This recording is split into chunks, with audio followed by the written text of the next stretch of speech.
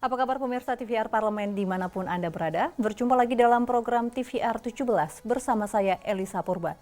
Tepat pukul 17 waktu Indonesia Barat, kami hadirkan kepada Anda sejumlah informasi paling baru dan menarik seputar kinerja dan kegiatan DPR RI yang telah disajikan oleh redaksi TVR Parlemen. Dan pemirsa, inilah TVR 17 selengkapnya.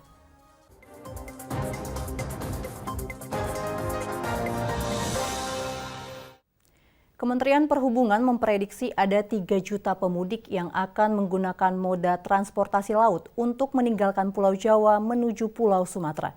Komisi 5 DPR RI berharap Kementerian Perhubungan dapat bersinergi dan mematangkan persiapan serta meningkatkan daya tampung pelabuhan. Kementerian Perhubungan memprediksi 3 juta pemudik akan menggunakan moda transportasi laut untuk meninggalkan Pulau Jawa menuju Pulau Sumatera. Komisi 5 DPR RI meminta PT Angkutan Sungai, Danau, dan Penyeberangan atau ASDP bersinergi dengan Kementerian Perhubungan untuk mematangkan persiapan. Anggota Komisi 5 DPR RI Tamanuri meminta ASDP meningkatkan daya tampung pelabuhan agar dapat memberangkatkan sebanyak mungkin pemudik. Ia mengingatkan jangan sampai kejadian menumpuknya pemudik pada tahun-tahun sebelumnya terulang kembali. Nah, oleh karena itu kalau memang ini kapalnya baik semua, saya rasa tidak ada lagi penelantaran orang-orang yang mau nyebrang. Nah, jangan sampai terjadi seperti tahun 2022 terdapat orang-orang pada nggak bisa cepat-cepat nyebrang. Tapi tahun 2023 kita lihat itu ada perbaikan di sana sini sehingga tidak ada penumpukan penumpang. Kita harapkan sekarang ini seperti itu lagi, lebih tinggi lagi. General Manager ASDP Ferry Pelabuhan Merak Suharto menyampaikan, puncak arus mudik di Pelabuhan Merak diprediksi akan terjadi pada tanggal 5 hingga 7 April 2024. Volume kendaraan roda 4 dan roda 2 diperkirakan mencapai 27.000 hingga 30.000. Kalau puncak, kemungkinan untuk tanggalnya mulai 5, 6, 7. Jadi tanggal H-4, H-3, H-2 itu puncaknya. Kalau sesuai dengan reservasi kami, diperkirakan tanggal 6 itu yang peak seasonnya. Kalau untuk Merak sendiri itu sekitar 27.000. Tim Liputan TVR Parlemen melaporkan. Jelang mudik Lebaran 2024, anggota Komisi 5 DPR RI meminta Kementerian Perhubungan menyiagakan tambahan gerbong kereta api dan kapal laut guna mengantisipasi lonjakan pemudik. Tak hanya itu, Komisi 5 juga meminta semua pihak untuk memperbaiki sarana dan prasarana serta menyiagakan angkutan mudik tambahan. Jelang mudik Lebaran 2024, Komisi 5 meminta semua pihak memperbaiki sarana dan prasarana serta menyiagakan angkutan mudik tambahan. Hal itu disampaikan dalam rapat koordinasi Komisi 5 DPR RI bersama Kementerian Perhubungan, Kementerian PUPR, BMKG, dan BNPB. Anggota Komisi 5 DPR RI Syarif Abdullah Al-Qadri meminta Kementerian Perhubungan menyiagakan tambahan gerbong kereta api dan kapal laut guna mengantisipasi lonjakan pemudik. Selain itu, Syarif mengingatkan pihak maskapai penerbangan untuk tidak mematok harga tiket melebihi ambang batas yang ditetapkan. Tadi juga ada beberapa teman yang sudah mengatakan ada yang sudah over berkaitan dengan beberapa angkutan umum seperti kereta api dan lain-lain. Ini apakah dari pihak Kementerian Perhubungan seperti beberapa tahun yang lalu ada menyiapkan kapal, kemudian penambahan gerbong kereta api dalam rangka mengantisipasi berkaitan dengan lonjakan angkutan Lebaran ini. Tentu saya mengingatkan kembali terhadap ambang batas harga tiket. Yang mohon dari pihak Kementerian Perhubungan sebagai pemegang regulasi untuk lebih mengawasi terhadap ini sehingga tidak terjadi over. Lebih lanjut, Komisi 5 DPR RI mengapresiasi pengusaha jalan tol yang memberikan diskon tarif tol sebesar 20% untuk ruas tol Trans Jawa. Diskon itu dimulai tanggal 3 April 2024 pukul 5 pagi hingga 5 April 2024 pukul 5 pagi. Kemudian periode arus balik pada tanggal 17 April 2024 pukul 5 pagi sampai dengan 19 April 2024. Adit dan Edo, TVR Parlemen melaporkan. Pemirsa, jelang Hari Raya Idul Fitri, Komisi 4 DPR RI meninjau langsung ketersediaan beras dan harga pangan di Kompleks Pergudangan Bulog Sangiang, Tangerang, Banten. Komisi 4 berharap Bulog mampu menyerap gabah petani dalam jumlah besar agar tingginya permintaan konsumen dapat berdampak positif bagi kesejahteraan petani. Jelang Hari Raya Idul Fitri, Komisi 4 DPR RI meninjau langsung ketersediaan beras dan harga pangan di Kompleks Pergudangan Bulog, Sangiang, Tangerang, Banten. Pada kunjungan ini, anggota Komisi 4 DPR RI Yohanes Franciscus Lema menyoroti kebijakan kedaulatan pangan pemerintah. Pasalnya, cadangan beras Bulog banyak dipasok dari skema impor beras. Terlebih, jumlah impor beras terhitung naik tiap tahunnya. Pada tahun 2024, pemerintah menetapkan kuota impor beras sebanyak 3,6 juta ton. Volume itu ditetapkan seiring dengan penurunan produksi beras.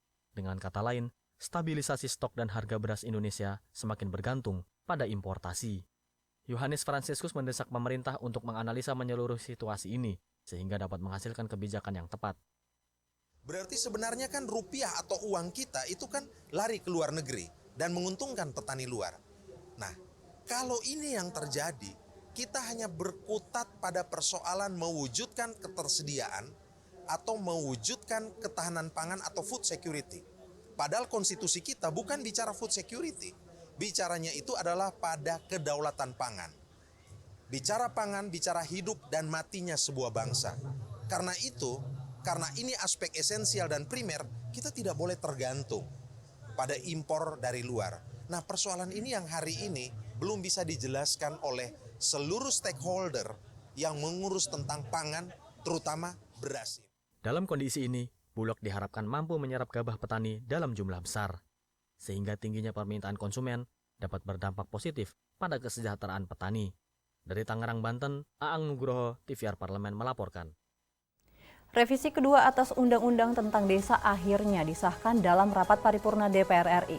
Seluruh fraksi di parlemen pun menyetujui secara bulat pengesahan regulasi baru untuk desa tersebut. Informasinya usai jeda, tetaplah di TVR 17.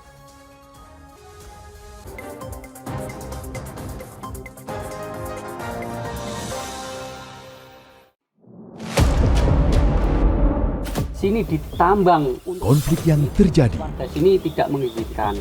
masalah yang tersisihkan menjadi kesenjangan sosial.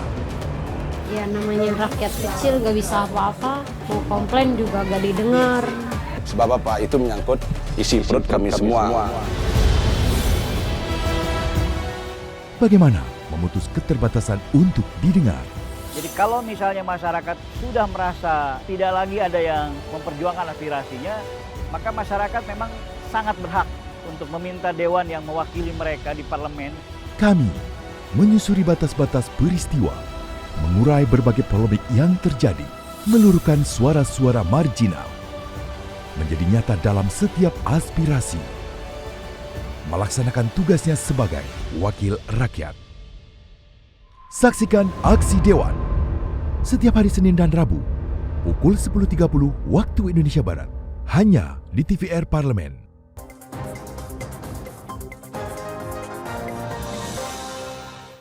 Kembali di TVR 17. Pemirsa, revisi Undang-Undang Desa telah melewati berbagai dinamika dan menyerap aspirasi berbagai kelompok. Proses perubahan undang-undang tersebut tidak hanya fokus pada masa jabatan, melainkan juga kesejahteraan kepala desa, badan permusyawaratan desa, dan perangkat desa. Dan informasi selengkapnya telah kami himpun dalam Anda untuk segmen Lensa Parlemen berikut ini.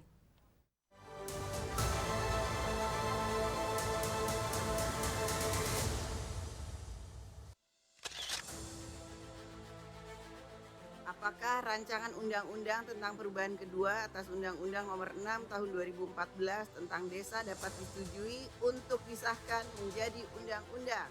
Setuju? Setuju.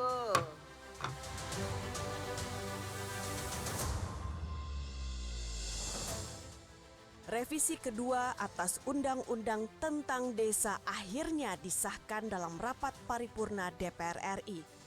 Seluruh fraksi di parlemen pun menyetujui pengesahan regulasi baru untuk desa tersebut. Revisi Undang-Undang Desa telah melewati berbagai dinamika dan menyerap aspirasi berbagai kelompok. Proses perubahan undang-undang tersebut tidak hanya fokus pada masa jabatan, melainkan juga kesejahteraan kepala desa, badan permusyawaratan desa, dan perangkat desa. Sejumlah aturan baru muncul dalam perubahan undang-undang desa tersebut. Salah satunya, masa jabatan kepala desa menjadi 8 tahun dan dapat dipilih paling banyak untuk 2 kali masa jabatan. Ketentuan lain yang diubah adalah terkait sumber-sumber pendapatan desa. Dalam revisi undang-undang ini, salah satu sumber pendapatan desa adalah alokasi dana desa. Kini, alokasi dana desa ditingkatkan menjadi setidaknya 10% dari dana alokasi umum dan dana bagi hasil yang diterima kabupaten kota dalam APBD. Adapun terkait hasil pembahasan RUU Desa yang telah disepakati terdiri dari 26 angka perubahan yang secara garis besarnya sebagai berikut. 1. Terkait pemberian tunjangan purna tugas 1 kali di akhir masa jabatan kepala desa, badan permusyawaratan desa dan perangkat desa sesuai dengan kemampuan desa. Kedua, terkait masa jabatan kepala desa menjadi 8 tahun dan dapat dipilih paling banyak 2 kali masa jabatan. Revisi Undang-Undang Desa yang baru disahkan ini diharapkan membuat desa menjadi lebih maju dan sejahtera serta mewujudkan cita-cita Indonesia Emas pada 2045. Dan pada akhirnya, desa bisa menjadi kekuatan dan sentral pembangunan. Tim Liputan TVR Parlemen melaporkan.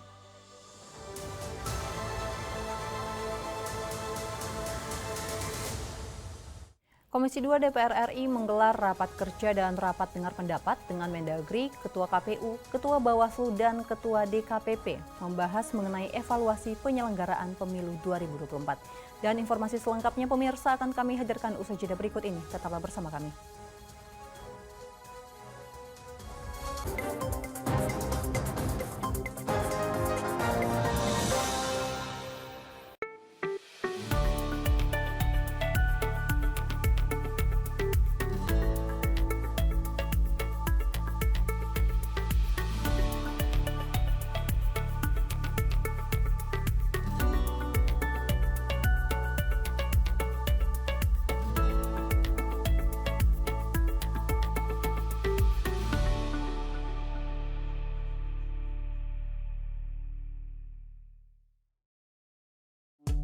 DPR RI memiliki fungsi diplomasi dalam menjalankan politik luar negeri sesuai dengan pasal 116 Undang-Undang MD 3. Kontribusi aktif BKSAP DPR RI memainkan peranan penting dalam memenangkan persaingan global melalui IPU, IPA, IPPF, IPA, dan PUIK.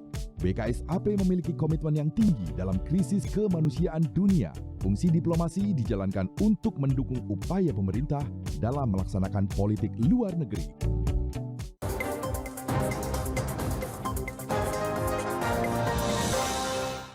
Kembali di TVR 17, pemirsa anggota Komisi 2 DPR RI Muhammad Toha mengatakan penyaluran bansos menjelang pemilu menjadi masalah substantif. Dan selengkapnya berikut wawancara rekan kami Mahir Pratama dari Komisi 2 DPR RI.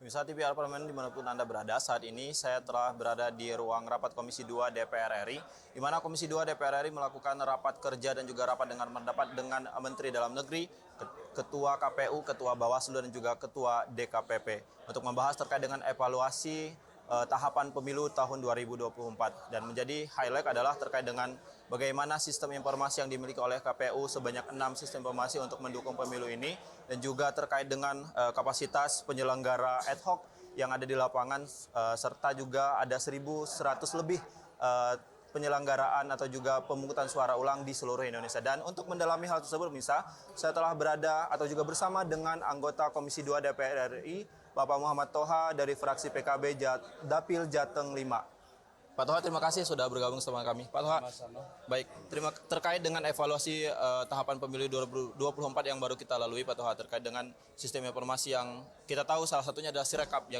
yang dimiliki oleh KPU dan juga PSU sekitar 1.100 di seluruh Indonesia. Bapak melihat seperti apa, Pak, penyelenggaraan ini untuk mengantisipasi tahapan pemilu di pemilu pilkada di 2024 nanti? Oke, jadi sebelum tahapan pemungutan suara, kita kan pernah rapat dengan KPU, Bawaslu, dan DKPP untuk mengantisipasi sebenarnya pembicaraan untuk mengantisipasi wilayah-wilayah, daerah-daerah yang nanti mungkin terjadi bencana. Benar, ternyata seperti di Demak dan sekitarnya, di beberapa tempat yang lain memang ada bencana itu, sehingga tidak dimungkinkan di banyak TPS juga untuk melakukan pemungutan suara pada hari H pemungutan suara itu, sehingga dilakukan PSU ya, pemungutan suara ulang. Sebenarnya bukan pemungutan suara ulang itu, akan tapi pemungutan suara yang ditunda ya, belum ulang. Memang ada beberapa pemungutan suara ulang juga dalam rangka sebenarnya memberikan jawaban terhadap protes ya, sebenarnya pada penghitungan di tingkat PPK ya, di tingkat kabupaten itu ada beberapa yang PSU, dan menurut saya itu sudah dilakukan dengan baik dan lancar ya, alhamdulillah sesuai dengan jadwal atau sesuai dengan tahapan yang telah ditentukan oleh KPU. Itu aja saya melihatnya begitu, dan di beberapa tempat di PSU itu tidak ada gejolak apapun, artinya tidak ada permasalahan yang sangat berarti begitu ya. Ya Pak, terkait dengan sistem informasi yang dimiliki oleh KPU, ada 6, salah satunya Sirekap Pak. Terkait dengan keamanan data, Bapak melihat seperti apa Pak untuk evaluasinya? Memang menjadi kontroversi kemarin ya, Sirekap ini ya, karena menurut saya belum berhasil ini sistem ini. Meskipun sebenarnya juga membantu bagi peserta pemilu seperti saya ini caleg, untuk mengetahui hasil dari tiap TPS ya, dengan adanya foto plano yang ada di Sirekap. Meskipun ketika rekapitulasi suara itu banyak yang tidak sesuai dengan hasil rekapitulasi foto plano yang ada di TPS. Nah, sehingga memang menjadi ramai kemarin ya. Memang jadi ramai. Sebenarnya faktanya di lapangan itu misalkan 4 atau 5, tapi di Sirekap ditulis ada partai tertentu ditulis 10 atau 14. Sehingga saya pernah juga protes langsung kepada komisioner KPU dan Bawaslu untuk diawasi ini pengunggahan atau penguploadan atau enteringnya di para operator di Sirekap ini. Tapi sebenarnya membantu juga. Cuman memang kemarin belum berhasil secara maksimal itu Sirekap itu. Sebenarnya kalau dikelola dengan baik, saya pikir itu bisa maksimal. Dan alhamdulillah dihentikan. Kalau dihentikan sudah tidak menjadi polemik lagi. Itu Sirekap ya. Baik Pak. Satu poin lagi Pak terkait dengan Pilkada 2024 November nanti Pak ya.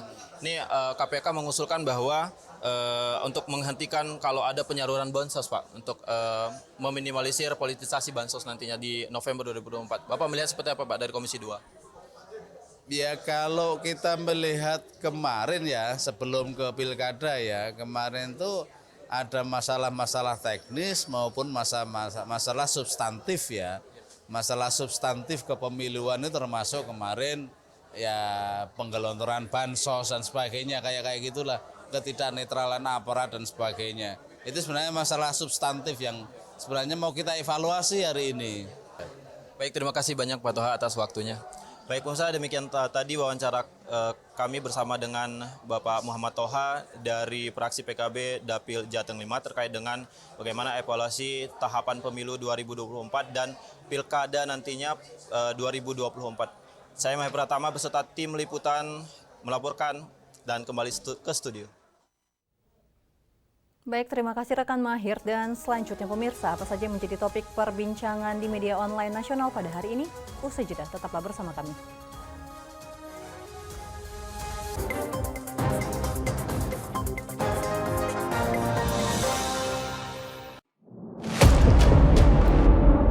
Sini ditambang. Konflik yang terjadi. Sini tidak mengizinkan. Masalah yang tersisihkan menjadi kesenjangan sosial. Ya namanya rakyat kecil gak bisa apa-apa, mau komplain juga gak didengar. Sebab apa? Itu menyangkut isi perut kami semua. Bagaimana memutus keterbatasan untuk didengar. Jadi kalau misalnya masyarakat sudah merasa tidak lagi ada yang memperjuangkan aspirasinya, maka masyarakat memang sangat berhak untuk meminta dewan yang mewakili mereka di parlemen. Kami menyusuri batas-batas peristiwa, mengurai berbagai polemik yang terjadi, meluruhkan suara-suara marginal, menjadi nyata dalam setiap aspirasi, melaksanakan tugasnya sebagai wakil rakyat. Saksikan Aksi Dewan setiap hari Senin dan Rabu pukul 10.30 waktu Indonesia Barat hanya di TVR Parlemen.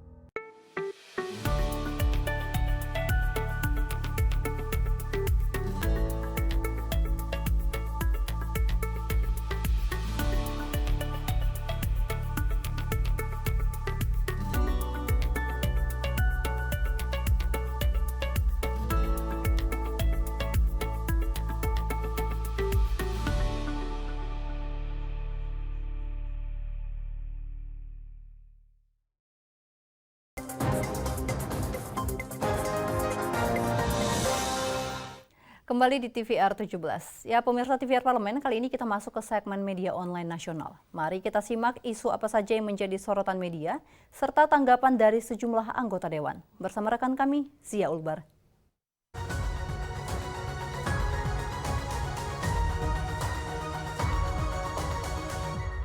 Terima kasih Elisa dan pemirsa, mari kita simak berita apa saja yang menjadi headline di media online pada hari ini. Di berita pertama yang menjadi headline di media online yaitu Mendikbudristek harus klarifikasi terkait pencabutan wajib pramuka di sekolah. Dapat Anda saksikan di layar Anda saat ini pemirsa. Di mana Kementerian Pendidikan, Kebudayaan, Riset dan Teknologi melalui Mendikbudristek Nadiem Anwar Makarim mencabut pramuka sebagai ekstrakurikuler wajib di sekolah. Menanggapi hal ini, Wakil Ketua Komisi 10 DPR RI Dede Yusuf mempertanyakan keputusan dicabutnya pramuka sebagai ekstrakurikuler wajib di satuan pendidikan yang memiliki fungsi kontrol dan menjadi penyalur energi muda para pelajar di luar kegiatan pendidikan formal. Komisi 10 DPR RI memanggil Kemendikbudristek pada rapat dengar pendapat hari Rabu 2 April 2024. Komisi 10 menilai pramuka perlu dipertahankan karena dinilai sebagai salah satu ruang bagi pelajar untuk melatih karakter dan moral para pelajar. Dan pemirsa, berita selanjutnya yang menjadi headline di media online yaitu Indra Iskandar akui bangga pada kegiatan MTQ dan santunan anak yatim di lingkungan Sekjen DPR RI. Dapat kembali Anda saksikan di layar Anda saat ini pemirsa. Di sini Sekretaris Jenderal DPR RI Indra Iskandar bangga atas pelaksanaan kegiatan MTQ di lingkungan Sekjen DPR RI, MPR, dan DPD. Kehadiran Al-Quran di lingkungan parlemen dinilai sudah cukup merata di lingkungan pegawai, khususnya di DPR RI. Apresiasi diberikan atas kegiatan itikaf yang dilaksanakan pada tahun ini, karena kegiatan itikaf yang umumnya dilakukan di luar masjid, kini diselenggarakan juga di masjid lingkungan perkantoran seperti Masjid Baitur Rahman ini yang disambut positif oleh para pegawai. Lebih lanjut, hadirnya Dharma Wanita yang turut bergabung dalam kegiatan santunan pada tahun ini menjadi hal yang positif sebagai bentuk kolaborasi dalam kepedulian sosial. Dan pemirsa, itu tadi headline di media online pada hari ini yaitu Mendikbudristek harus klarifikasi pencabutan wajib pramuka di sekolah. Serta Indra Iskandar akui bangga pada kegiatan MTQ dan santunan anak yatim di lingkungan Sekjen DPR RI. Sekian dari saya, kembali ke rekan Elisa.